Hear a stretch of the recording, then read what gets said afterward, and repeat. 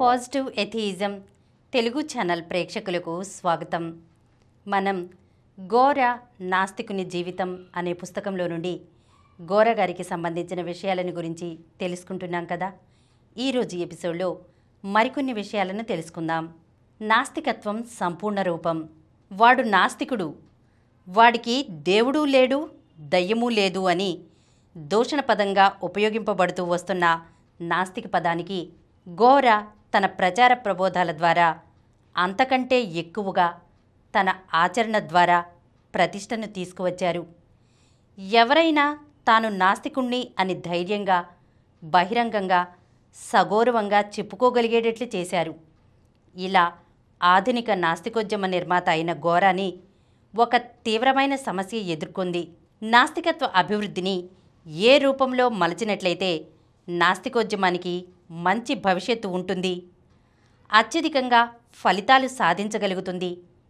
నాస్తికత్వం పేర కొన్ని సంస్థలు నెలకొల్పటమా, లేక నాస్తికత్వాన్ని బహుజనాలలో కొద్దిగానైనా ప్రవేశింపచేసి ఒక జీవిత విధానంగా, ఆచరణను ప్రభావితం చేసే ఆదర్శయుత ఉద్యమంగా నిర్మించుట? రెండు విధానాలలోనూ కొన్ని అవకాశాలు ఉన్నాయి, సాధక బాధకాలు ఉన్నాయి. నాస్తికత్వం పేరున సంస్థలు ఏర్పరిచి, నియమావళులు రచించి, కట్టుదిట్టాలతో నిర్మాణం చేసినట్లయితే ఆ సంస్థలలో ఉండే కార్యకర్తలు ఇది నాది అని అనుకుని శ్రద్ధగా పనిచేయుటకు, సమాజంలో అదిగో నాస్తికత్వం పేరుతో ఫలానా సంస్థలున్నాయి అని చూపించుటకు అవకాశం ఉంటుంది. ఈ అవకాశంతో వచ్చే లాభాలు కూడా చాలా ఉన్నాయి. త్వరగా 10 మందిని ఉత్సాహపరిచి సంస్థలను అభివృద్ధి చేసి కార్యకర్తల సంఖ్య పెంచవచ్చును. ఈ కార్యకర్తలతో ప్రదర్శన యోగ్యంగా ఉండే కొన్ని పెద్ద కార్యాలు సాధించి చూపవచ్చు. అయితే ఈ విధానంలో ఒక పెద్ద నష్టం కూడా ఉంది. నాస్తిక కేంద్రం ప్రారంభించి 85 సంవత్సరాలు అయిన సందర్భంలో 12వ ప్రపంచ నాస్తిక మహాసభలు 2025 జనవరి 4-5 తేదీలలో విజయవాడ నాస్తిక కేంద్రంలో positive atheism, critical thinking and secular reform అంశం మీద నిర్వహించబడును. Registration fee 800 rupees. వసతి అవకాశాన్ని బట్టి ప్రతినిధులు ఏర్పాటు చేసుకొనగలరు. మహాసభలలో పాల్గొనదలుచువారు ఆన్లైన్లో రిజిస్ట్రేషన్ చేసుకోగలరు. స్పాట్ రిజిస్ట్రేషన్ అవకాశం కూడా కలదు. ఆన్లైన్లో రిజిస్టర్ చేసుకున్నవారు మహాసభల రిసెప్షన్ కౌంటర్ వద్ద తమ రిజిస్ట్రేషన్ను ధృవీకరించుకొనగలరు. ముఖ్య గమనిక: ప్రతినిధులు తమ ప్రయాణ వివరాలను రిజిస్ట్రేషన్ సమయంలో తప్పనిసరిగా తెలియజేయగలరు. మరిన్ని వివరాల కోసం ఈ క్రింది నంబర్లను సంప్రదించగలరు. జి నియంత 9490754655, శ్రీమతి రశ్మి 9849081733, హరిసుబ్రహ్మణ్యం 9390577119, డాక్టర్ మారు 9848012127. సంస్థలలో చేరిన వ్యక్తులు మొదట్లో ఆదర్శయుతంగా ఉండినా తర్వాత నిహిత స్వార్థాలు ఏర్పడి తమ సంస్థల పేర్లను అధిక ప్రాధాన్యతలిచ్చి తమ గుప్పిట్లో ఆ సంస్థలను పెట్టుకుని కొత్త వారిని రానివ్వకుండా ముఠాలు కట్టి అసలు ఆదర్శాలకే తిలోదకాలిచ్చే ప్రమాదము ఉంది. అలాగే సంస్థలలో హెచ్చుగా బంధించకుండా నాస్తికత్వాన్ని ఒక విప్లవ సాధనముకు ఉద్యమంగా అభివృద్ధి చేయుటలోనూ లాభనష్టాలు రెండూ ఉన్నాయి.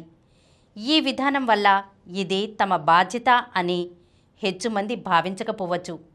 దీనివల్ల వెంటనే ప్రదర్శనగా చూపదగు ఘనకార్యాల సాధనకు అవకాశం తక్కువగా ఉంటుంది. అభివృద్ధి నెమ్మదిగా జరుగుతుంది. కానీ దీనివల్ల వచ్చే లాభం పెద్దది. ఎవరు ఎంతవరకు శ్రద్ధగా, ఉత్సాహంగా, నిజాయితీగా పనిచేస్తారో అంతవరకు స్థానం ఉంటుంది. ఎప్పుడైతే పనిచేయరో వారికి ప్రాధాన్యత తగ్గిపోతుంది. కొత్తవారికి ఎప్పుడూ అవకాశం ఉంటుంది. నిహిత స్వార్థాలు ఏర్పడుటకు కానీ, కొందరు తమ గుప్పిట్లో పెట్టుకొనుటకు గాని ఏమీ ఉండదు. ఇలాంటి విధానంలో కార్యకర్తలు తమ ఆచరణ ద్వారా స్వశక్తితో పైకి రావాల్సి ఉంటుంది. నెమ్మదిగా అభివృద్ధి జరిగినా ఎక్కువ మందిలో ప్రవేశించుటకు అవకాశం ఉంటుంది. ప్రారంభంలో నాస్తికత్వం ప్రచార దశే కనుక నిర్మాణం విషయం అంతగా రాలేదు. 1941 ఫిబ్రవరిలో కనుమూరులో ప్రథమ నాస్తిక మహాసభలు జరిగినప్పుడు గోరా అధ్యక్షులుగాను, శ్రీ తుమ్మల గోపాలకృష్ణయ్య కార్యదర్శిగాను నాస్తిక సంఘం ఏర్పడిందంటే నాస్తికత్వాన్ని విస్తృతంగా ప్రచారం చేయుటకే అది ఉద్దేశించబడింది. వారిద్దరూ కలిసి కృష్ణా, గుంటూరు జిల్లాల్లో ఎక్కువగా పర్యటించారు కూడా. ఆ తర్వాత శ్రీ నాగులపల్లి సీతారామయ్య గారు కార్యదర్శిగా ముదునూరులో ఏర్పడిన నాస్తిక సంఘం ఉద్దేశమూ అదే. 1941 తర్వాత సంఘం ప్రారంభించిన అనంతరం 1949 మార్చి 6న పటమటలోని నాస్తిక కేంద్రంలో నాస్తికుల సమావేశం జరిగింది. ఆ తర్వాత 1951 జూన్ 5-6 తేదీలలో నూజివీడులోను, 1956 అక్టోబర్ 20-21 తేదీలలో సూర్యాపేటలోనూ నాస్తికుల సభలు జరిగాయి. 1957 జనవరి 27 నుండి ఫిబ్రవరి 3 వరకు వారం రోజులు కడప జిల్లా ప్రొద్దుటూరులో నాస్తిక కార్యకర్తల శిబిరం జరిగింది. 1959 అక్టోబర్ 29 నుంచి నవంబర్ 1 వరకు 4 రోజులు వరంగల్ జిల్లా లక్కవరంలో నాస్తికుల సమావేశం జరిగింది.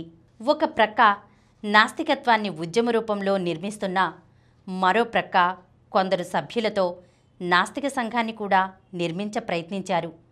1951 జూన్ 5-6లలో నూజివీడులో జరిగిన సమావేశంలో అంతవరకు నాస్తికత్వం అభివృద్ధికి జరిగిన కృషిని సమీక్షించి నాస్తిక సంఘమును ఏర్పరిచారు.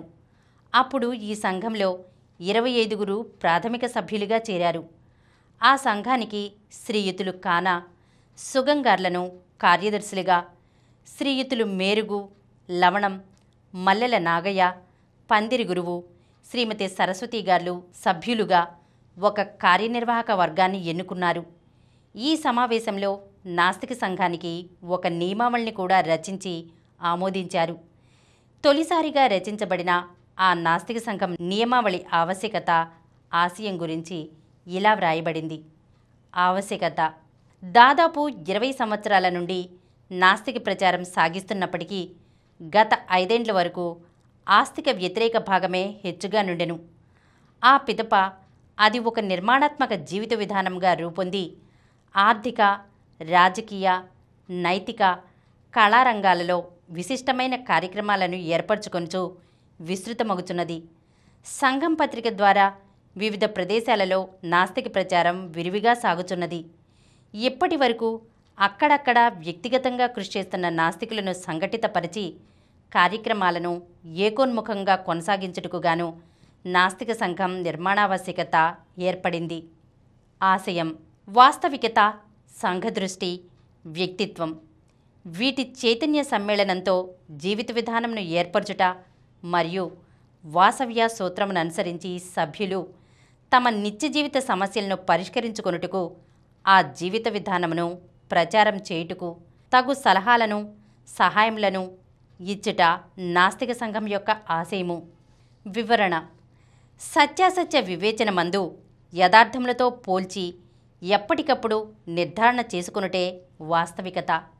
ఇందు మూఢ విశ్వాసములకు, సిద్ధాంతముల ఎడ దురభిమానములకు తావులేదు. పరలోక ప్రతిపాదన నిర్ధారణకు నిలువదు కనుక దానిని వాస్తవికత తిరస్కరించును. సంఘదృష్టి అనగా ప్రతి వ్యక్తి ఇతరులను తనతో సమానంగా చూచుకొనుట. ఆర్థిక అవకాశముల్లో గాని, సంఘ మర్యాదల్లో గాని ఎక్కువ తక్కువకు సంఘదృష్టిలో తావులేదు.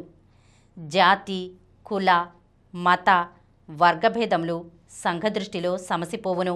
వాస్తవిక జ్ఞానమును సంపాదించుటకు, సౌఖ్యాభివృద్ధితో జీవించుటకు చేయు ప్రయత్నములలో మానవుడు సర్వస్వతంత్రుడని గుర్తించుటయే వ్యక్తిత్వము, వాస్తవికత. సంఘదృష్టిలకు అనుగుణంగా వ్యక్తిత్వం వికసించుచుండును. వ్యక్తిత్వమందు ఆత్మవిశ్వాసం అపరిమితముగా నుండును. దైవ నమ్మిక, పూర్వజన్మ సిద్ధాంతం, పరిస్థితులపై ఆధారం, రాజకీయ నియంతృత్వము వ్యక్తిత్వమునకు లోపము తెచ్చును. అందుచేత అవి వాస్తవికములు కావని తిరస్కరించుటయే కాక వ్యక్తిత్వ దృష్ట్యా వాటి యందు విశ్వాసముంచుట కూడా హానికరము. నాస్తిక సంఘం అంటూ ఏర్పడటమే ఒక పెద్ద ప్రత్యేకత. ఈ సంఘం తర్వాత ముందుకు తోసుకువచ్చి పనిచేయలేకపోయింది. అది సహజం కూడా. ఎందుకంటే నాస్తికుడు అని అనుకోగానే చాలా బాధ్యతలు మీద పడిపోతాయి. ఈ సంఘం హెచ్చుగా సాధించలేకపోయినా నాస్తికాభివృద్ధికై జరిగిన కృషిలో ప్రధాన ఘట్టంగా భవిష్యత్తుకు మార్గదర్శిగా ఉంటుంది. నాస్తికులు కొద్దిమందే ఉన్నారు. వారికి అవకాశాలు తక్కువ. నాస్తికత్వాన్ని జీవిత విధానంగా రూపొందించాలని ఆర్థిక, సాంఘిక, రాజకీయ రంగాలలో నాస్తిక దృక్పథాన్ని పెంపొందించాలని కృషి చేసేటప్పుడు అందరూ ఒకే కార్యక్రమం తీసుకోవాలన్నా సాధ్యపడదు. అందుచేత నాస్తికులు తమ తమ శక్తిని బట్టి, అవకాశాలను బట్టి నాస్తిక దృష్టితో ఏ కార్యక్రమాలు తీసుకోగలరో అవే తీసుకుని కృషి చేయాలనుకున్నారు. కొందరు సాపంక్తి భోజనాలు కార్యక్రమం వరకే తీసుకోగలిగితే మరికొందరు రాజకీయ దృక్పథం మార్పుకు సత్యాగ్రహాల వరకు తీసుకున్నారు. కొందరు నాస్తిక సాహిత్యాన్ని చదవడం, ప్రచారం చేయడం వరకే తీసుకుంటే మరికొందరు నాస్తికత్వాన్ని జీవితంలోని అన్ని రంగాలకు విస్తరింపచేయుటకు కృషి చేస్తున్నారు. ఇలా నాస్తికులు అందరూ తమ తమ అవకాశాలు, శక్తిని బట్టి నాస్తికతాభివృద్ధికి తోడ్పడుతున్నారు.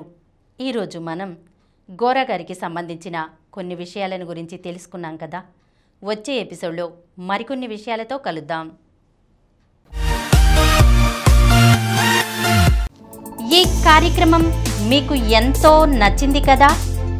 ఇటువంటి మరిన్ని వీడియోల కోసం అనతి కాలంలోనే 20 కోట్ల వ్యూస్ సాధించిన సమరం ఛానల్ సమర్పించు పాజిటివ్ ఎథియిజం తెలుగు ఛానల్కు సబ్స్క్రైబ్ చేయండి, లైక్ చేయండి, మీ ఫ్రెండ్స్కి షేర్ చేయండి. అలాగే ప్రక్కనున్న గంట సింబల్ని ప్రెస్ చేయడం మర్చిపోకండి.